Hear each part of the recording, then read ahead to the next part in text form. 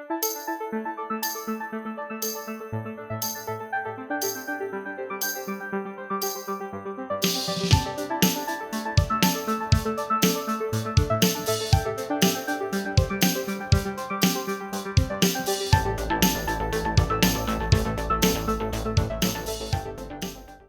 we're going to do today is talk about something called personality structure, which is a psychodynamic understanding of clients. And one of the primary ways that this differs from kind of a more traditional approach is that we're looking at not are you narcissistic or are you not narcissistic, not are you borderline or are you not borderline, but how borderline are you? How narcissistic are you? So it's a matter of volume in a sense of yes or no. So we're not saying, yes, I'm a narcissist, no, I'm not. We're saying, how high is the volume turned up on my narcissism?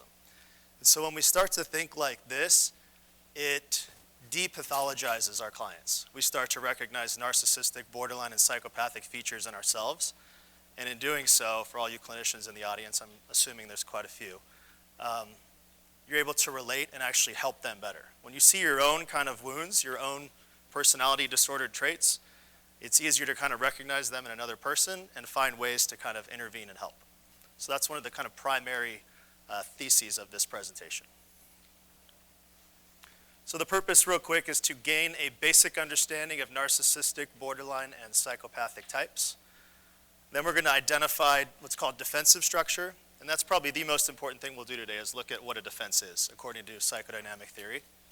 And then we'll learn treatment implications. So we'll talk quite a bit about clients. And I'll ask if anybody has examples that they want to talk about, because a lot of times when I do this lecture, people go, oh my gosh, I'm dealing with that client right now. I have that person on my caseload. They're exactly what I'm dealing with. And so interaction is oftentimes a good way to understand what we're about to do. So a few notes on psychodynamic theory. Anybody in the audience pretty well versed in psychodynamic theory, just by a show of hands? Okay, awesome. So this might be a lot of repeat for you guys. I want to put a disclaimer on this. This does not follow psychoanalytic theory precisely. I'm not an orthodox psychoanalyst. What I've done is taken kind of all the parts of psychodynamic theory, and I use that interchangeably with psychoanalytic theory, that I like, and that work, and that I find work with clients, and kind of blended it in my own way. So if you're looking for a really classic, approach to psychoanalysis, like a Freudian approach or anything based on Melanie Klein, that's not what you're going to get here. You're going to get a blend of things that I found work with our population, which is people suffering from substance use. So number one, we have an unconscious mental life. This is no surprise or no secret to anybody. We don't fully know ourselves, and it's not that we don't fully know ourselves, it's that we don't want to fully know ourselves, right?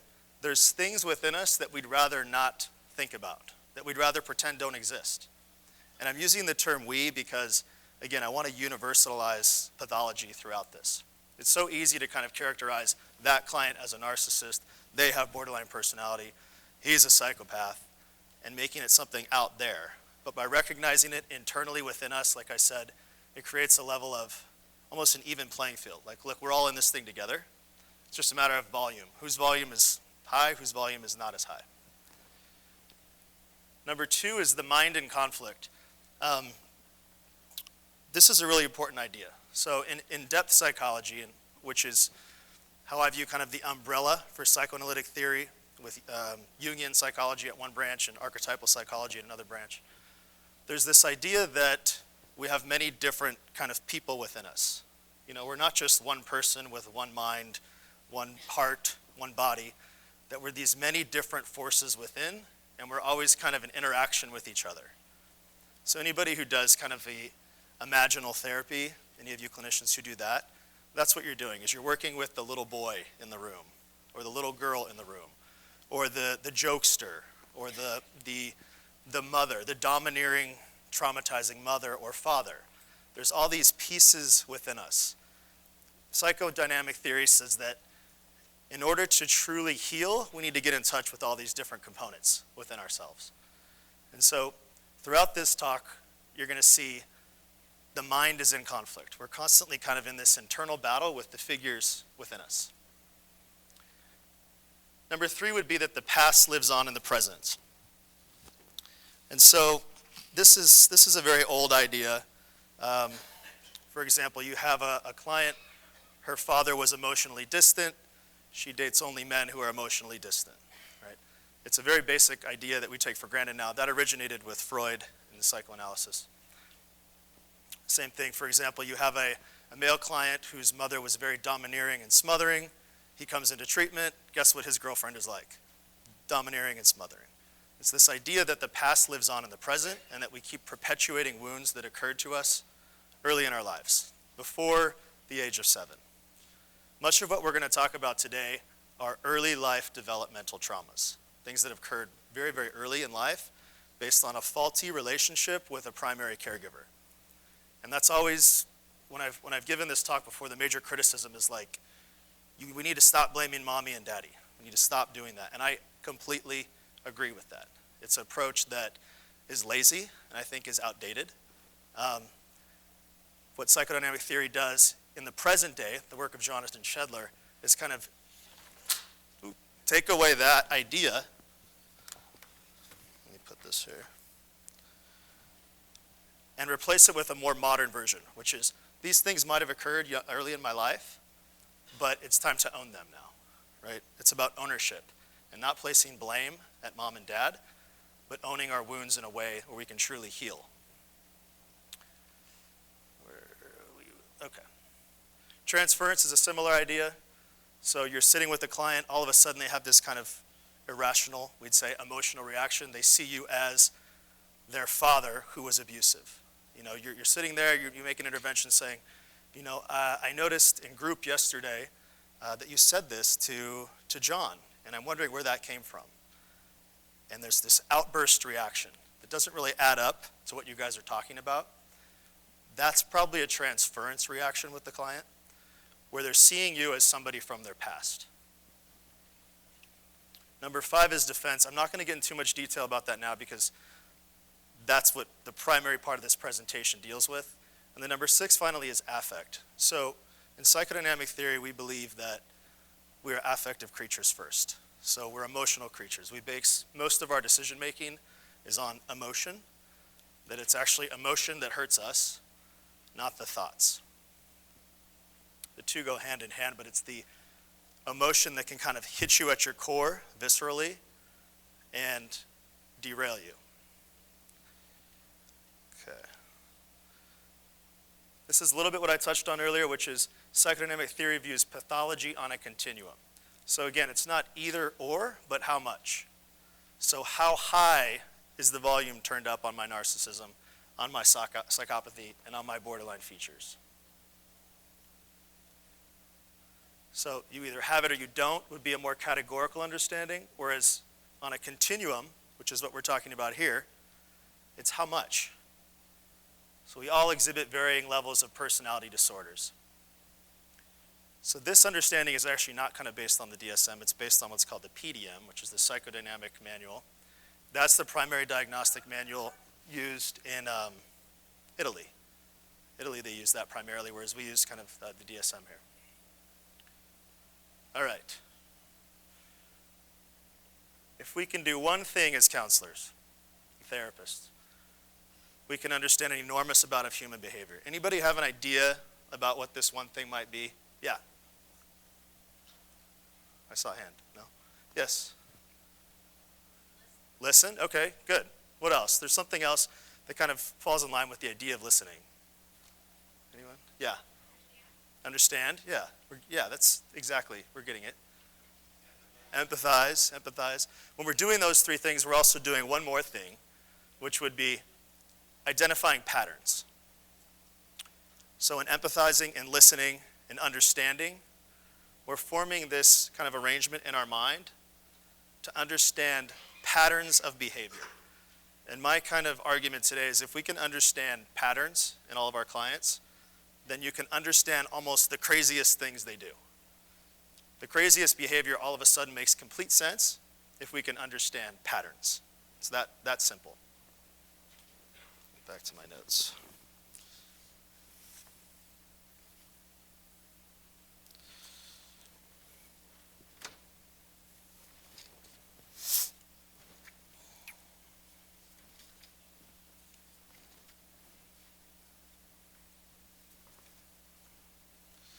Okay. So what is a defense? A defense is, imagine you're walking down a hallway, right? You're walking down the hallway, you open a door, you look inside, and there's a bunch of puppies in there, right? It's very safe. You go in, you pet the puppies, you leave. You continue walking down the hall. You open another door to your left, and you walk in, and there's your family, right? You haven't seen them in a while. You're excited to see them. It's safe. It's fun. Some people are laughing when I say excited to see family. That's good. Okay. So that would be a defense, actually. The third door you open, you look in, maybe you see your family, maybe you see something else that scares you, you shut the door on it. That's what a defense is. It's shutting the door on an emotion that is too difficult to take in fully, to take in. That's all it is. It's closing the door on an emotion. People who are organized at narcissistic, borderline, and psychopathic levels employ defenses almost exclusively. We all need defenses. If we walked around all day and experienced every feeling and emotion, we wouldn't be able to get anything done. You'd just be this kind of amoeba taking in emotions all day long. You have to kind of put it to the side, focus on the task at hand, get your clinical charting done, right? Bring the clients in, do your job. So you need defenses. What happens, though, is with people who are highly narcissistic, highly borderline, and highly psychopathic, as we'll see, is that they use defenses that children use. They never outgrow these very childlike ways of dealing with the world. That's the major difference. So there's two types of defenses.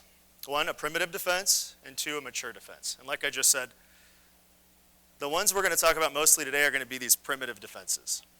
So they can be those things in red. Splitting, which we'll get into, idealization and devaluation. Those are the primary defenses used in narcissism, and we'll really kind of flesh out what those mean. Omnipotent control, which is the psychopath's way of interacting with the world. Withdrawal and denial. And so the reason I put kind of the young baby on the chair is that, and you've all heard of the king tyrant idea. Oftentimes the client who shows up at our door is functioning at this emotional level. They're the high chair tyrant. They sit on their high chair. They throw things at you if the treatment center isn't exactly what they want, or your food isn't exactly right, or your session wasn't exactly the way you wanted it to go. You all are shaking your heads. You know this is what we're looking at. As we go along, I encourage you to find this part of yourself as well. This little child, right? We all have it. I have it standing here right near talking to you. He's like, don't screw up, just keep going. We all have these things that talk, these little tiny children in our minds that oftentimes will dictate a lot of our behavior. So a little bit more, primitive defenses are the way we deal with ourselves and the world, and mature would be internal. So real quick, what kind of defenses would clients coming to our treatment centers normally employ most of? Primitive. All right, let's get into it. Narcissism. When I say narcissism, what images come to mind? Just Trump. President Trump. Yeah. President Trump. Who else? Anyone else? Don't put that out there. I'm sorry. Kanye West is one that you hear a lot. Kim Kardashian is one. Who's that? Hitler? Sure. Yeah. Yeah. Yes. Yeah, exactly. Oprah. Oprah's narcissistic. Every time I say that, there's like a group of people that are like, oh no, he did not. Oprah. So we know what the term is kind of on one level, right? These words here: vain, grandiose, prideful, arrogant, entitled, condescending, perfectionistic, self-absorbed. So this figure on the right, this Pac-Man, is how I'd like us to kind of associate this part of narcissism for this talk, is this devouring Pac-Man figure. Anything that it comes across, it's going to eat. Yet, according to Nancy McWilliams, who wrote kind of the paramount text in Psychoanalytic Theory, in every vain and grandiose narcissist hides a self-conscious, shame-faced child. So no matter how, the bigger the vain, grandiose Pac-Man figure is, the bigger and more painful this underbelly is. they work in the same proportion. So for example, you have a client who comes in, he checks into your treatment center, and he goes, I need a single bed. I only sleep in a single room. I want my meals prepared this way. I need HBO and Showtime. I want to watch my shows. I run a multi-million-dollar corporation. This is what I expect. I'll set times with my therapist. I'll let you know it works with me. And this will all work really well. Underneath that you'll all see very quickly, is the unraveling when he doesn't or she doesn't get her way. You'll see the impotent, powerless, weak part come out. When clients come to us in treatment, they vacillate between this, right? They don't come to treatment because things are going great. They come to treatment because things are falling apart. And so you're going to see this kind of baby Pac-Man figure walk through the door, or that incredibly vain, grandiose figure. Like, I just need to be here for 30 days. I got to go home. I got my family. I got the business to run. I don't need any more help. You know, within the first week, you find out this person is incredibly traumatized. They're probably going to need much more care to address all of these things that drive that behavior. We'll get to why this happens. We'll get to how that happens.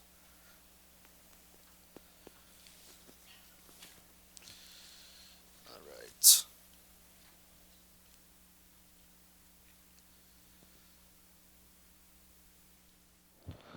So the core of narcissism is this. It's all about self-esteem. The way the narcissist is organized, the high-volume narcissist, is about maintaining self-esteem. And he or she is going to use things outside of him or herself to help take care of that void within. This thing outside of themselves can be an object, it can be the job, it can be the relationship, it can usually be drugs and alcohol. They're going to use drugs and alcohol to help kind of regulate this cycle.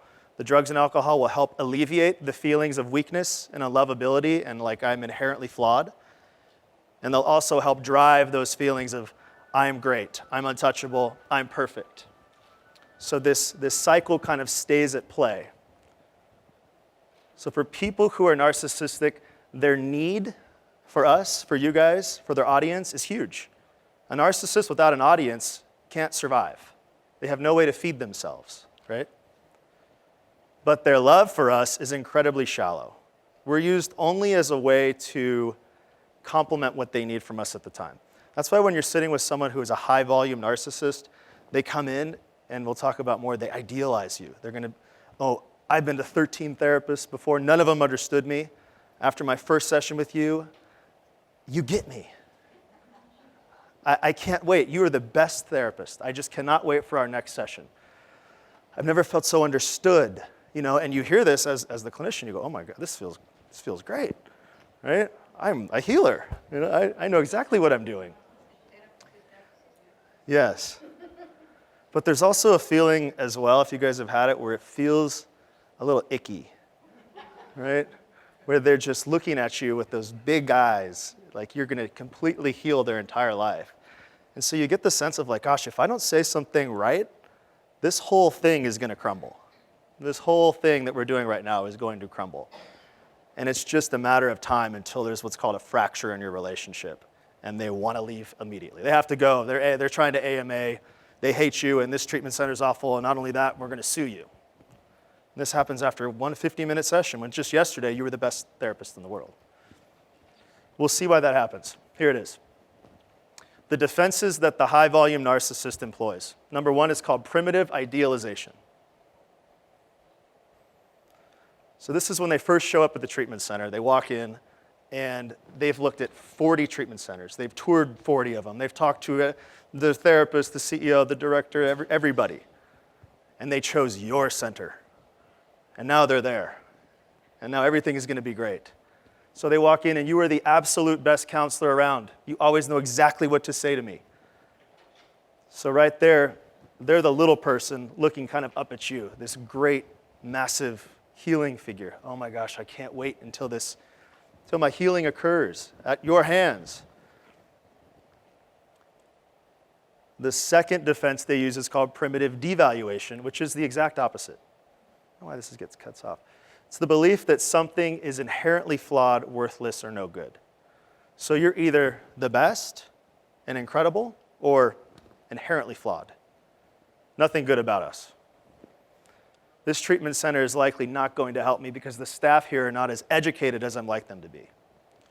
Right?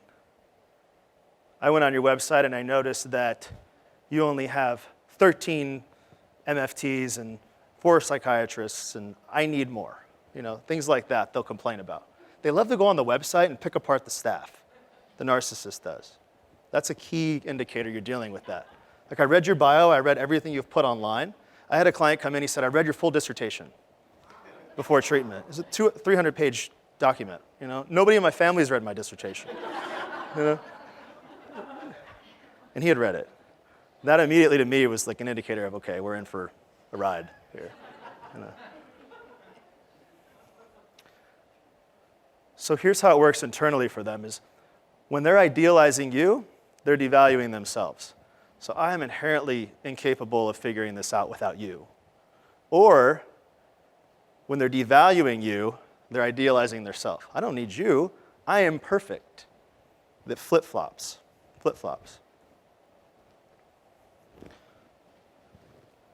Okay, this is one of the most important slides for the narcissism. And this kind of gets at the cycle, right? So you have the vain, grandiose Pac-Man up top, the shamefaced little child on the bottom, and then on the right, drugs and alcohol to help kind of regulate this process. The drugs and alcohol work for a while, but then they stop working, obviously, and that's when they end up on our doorstep, ready to be treated. So there's 1, 2, 3 involved, right? One of the things that AA does is what? With this kind of triad, what goes where the drugs and alcohol go? What's that? Program, yeah, your higher power. So that's what they've done, is they've identified narcissism, which in my opinion is untreated addiction, and addiction is untreated narcissism. And they've replaced that with the higher power concept. Okay, so why does this happen? This happens, according to psychodynamic theory, because somewhere early in life, the narcissist was given the message that only certain emotions were okay to have. So for example, one of the primary caregivers might have showered them with love. The little prince. He can do no wrong. He's told he is the best, he's the greatest. At 9 years old, you're going to be president of the United States someday. All of these things where when boundaries were needed, they weren't given. And so you have this overwatering is the image I like to use, where mom and dad just showered this young person with what is love, but it's also a faulty sense of love because it's given freely without any kind of boundary.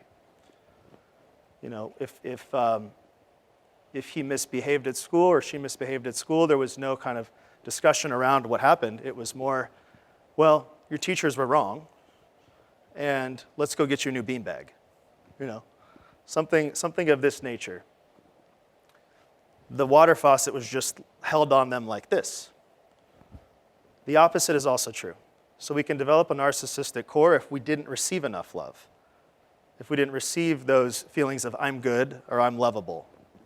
And so what happens as a result, we compensate and develop the false, vain, narcissistic self. So with your clients, you'll see one of two options. You'll see the client who comes in, this is the typical 24-year-old opiate addict, has an incredibly enmeshed relationship with his mother. Am I wrong? Yeah. The heroin eventually, in my opinion, fulfills the function of the enmeshment between mother and son. It creates the same oxytocin chemical release that you experience in utero. That's the kind of client we're talking about who is overwatered. He's the little prince. He was given no boundaries. Money was thrown at him or her, until they end up at your treatment center. The opposite is the client who just has no sense of self. They have no idea what true love feels like. They've just been told they were bad and awful and no good their whole life. And so they've had to kind of fight to develop this false sense of self, this false pride. There's no middle. There's no kind of gray area with high-volume narcissism. Okay. Borderline. So I want to finish with narcissism by basically saying the way that we can recognize them is immediately with that feeling of either idealization or devaluation. That's when we know we're dealing with someone with a narcissistic core.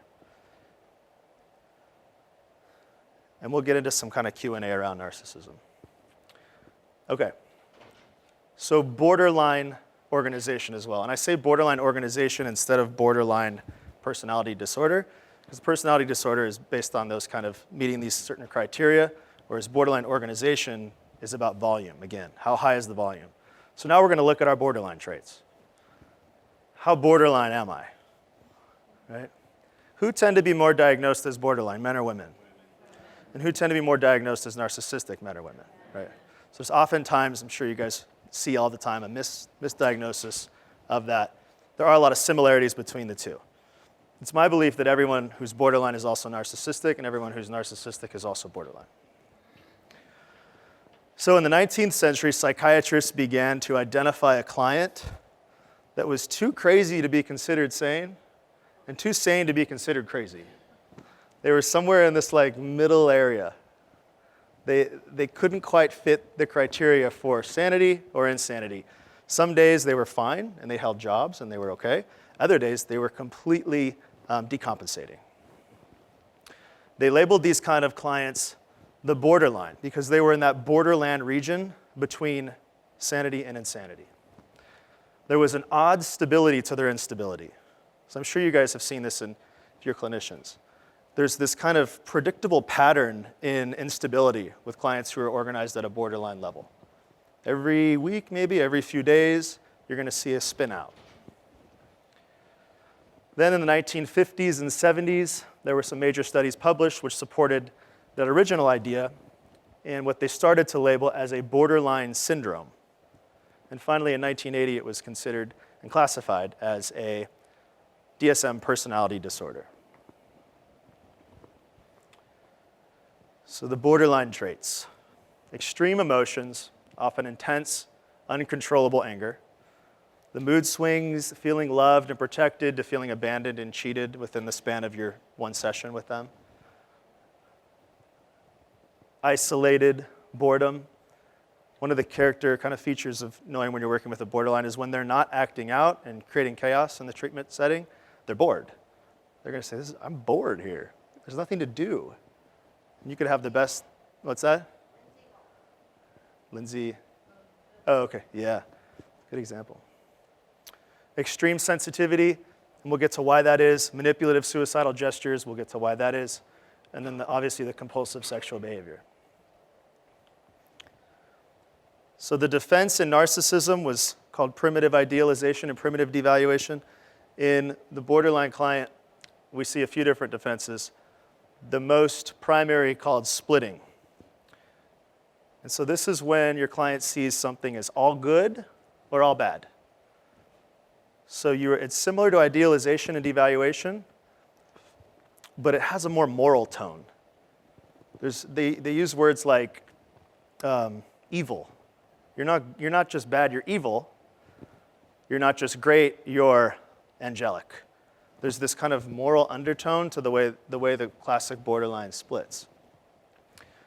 Splitting is a common defense that we use as children. We need to know that mommy and my house is safe, but the neighbor across the street, when the lights go out, is dangerous. It's this kind of key indicator, okay, here's the safe way, here's how I organize my world. When the lights go off in the street, it's 6 o'clock at night, now it's dark out, it's dangerous, I need to come inside and be safe. What happens with someone who's organized at a borderline level is they never outgrow this defense. They stay stuck right there. They split. Things are either good or bad. This conference is great or awful. You're a great clinician or a terrible clinician. There's no gray area. So this occurs when a child cannot keep two contradictory thoughts and feelings in mind at the same time.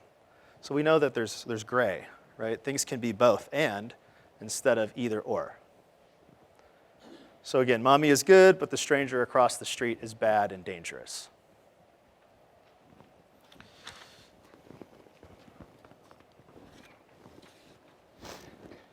So more on splitting. So the borderline will do things in session like give you ultimatums. Like it's now or never.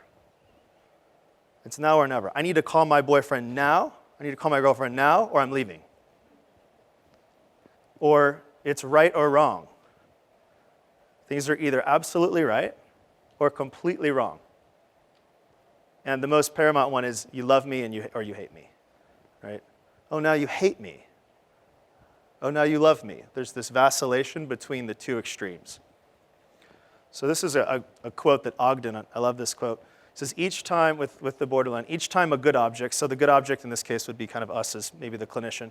Each time you as the clinician is disappointing, you're no longer experienced as just a disappointing good object, but as the discovery of a bad object in what had been masquerading as a good object. So instead of experience of ambivalence, like, oh wow, there's good and bad in people. People have these really inspiring, awesome qualities and also these kind of uglier parts of ourselves. Instead of having that kind of holding of the two, they feel like they've uncovered the truth. Like, oh, you were really evil this whole time. Instead of, we have all these different parts of ourselves. So this is why they feel massively betrayed oftentimes if they don't like what they hear in a treatment setting. Yeah. It's like the all or nothing thinking. Yeah, that's exactly it. Yeah. So they'll say something like, I knew you didn't care about me. It's obvious now. Like I unmasked your true colors.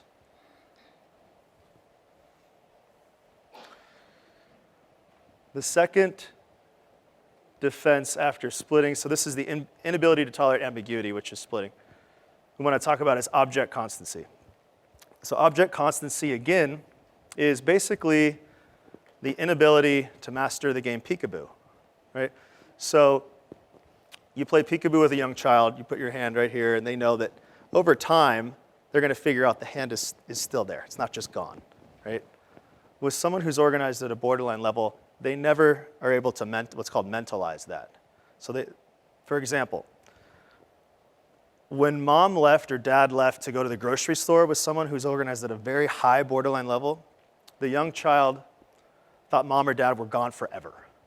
Like they couldn't mentalize that, oh, they're at the grocery store, they'll take an hour, they'll probably get the food, get in the car, come back home. All that gets lost. All they see as soon as that door slams shut, you're gone forever. And so this is why you see these manipulative suicidal gestures to stay. How this looks in a clinical setting. It's minute 49 of a 50-minute session. Yeah, you know where I'm going. Yeah. And they'll say something like, last night I actually thought about hurting myself, thought about ending it all. And you go, great. Okay.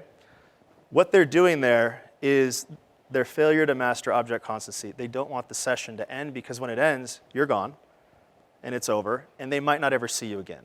They can't hold that in mind, that, okay, I have another session next week, that's okay.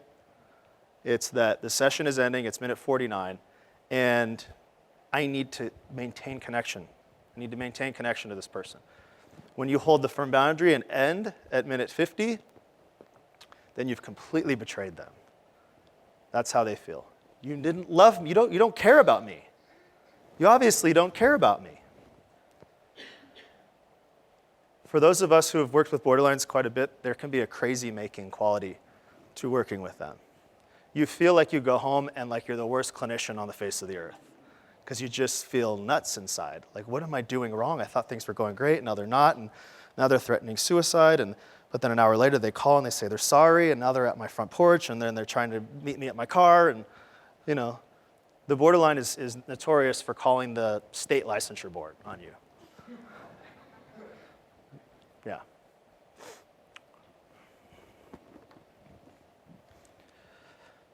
More on object constancy. So they never really mastered peekaboo. So some more examples for treatment. Frequent attempts to schedule many appointments with you, the therapist, just to make sure you're still here and you still care about me. A really extreme example of a borderline client would be they're your 9 a.m. client, and you finish your sessions at, say, 4 p.m. that day, and they're still waiting in your lobby. They won't leave. That's an extreme case. The frantic efforts to avoid abandonment. So this is the result of poor object constancy. So like I said, minute 49, or right before they're set to discharge, that's another one. Right before you put a full discharge plan in place, they're ready to go home, you feel pretty good about their treatment stay, and all of a sudden, you see cut marks on their wrist. Boom, I mean, literally, the day before they're set to leave. Or threats, or all of a sudden, they've relapsed. They've left the property that night and they went and used. These are all attempts for them to avoid abandonment. They cannot tolerate being alone because they have no fully developed sense of self. Okay, this last one is tricky. I need kind of one volunteer. This will be easier to, anyone? Yeah, come on up, okay. So the last offense is what's called, if you're gonna have a stand right here, separation individuation. I'm someone who has borderline organization, and we're in a relationship, okay? So take one step in, you're too far, you're too close. And take a step back, you're too far. You're too close, you're too far. So you get what happens. Thank you very much, thank you. They have an inability to tolerate ambiguity. So this is why you take that step in and they feel engulfed. You go, okay, I'm going to give you your space. And take that step back and they go, you've completely abandoned me. Why did you leave me? I needed you. And you go, okay, I'm coming in. Whoa, whoa, whoa, whoa, whoa, whoa, whoa. This is too close for me. So you're always kind of in this situation where you're trying to figure out where you stand with them. Where you stand with them. This is common for a 2-year-old. This is common for a 2-year-old, where they have achieved a certain degree of autonomy from their primary caregiver, but yet they still need reassurance that mom or dad is still available, right? So they wander off, but then they need to come right back. And then they go a little bit further, and then they need to come right back. This is something that the person with borderline personality at high volume never fully mastered. So they alternate between rejecting your mother's help and dissolving at her knees in tears. This is the classic push-pull. I love you, or I hate you, don't leave me.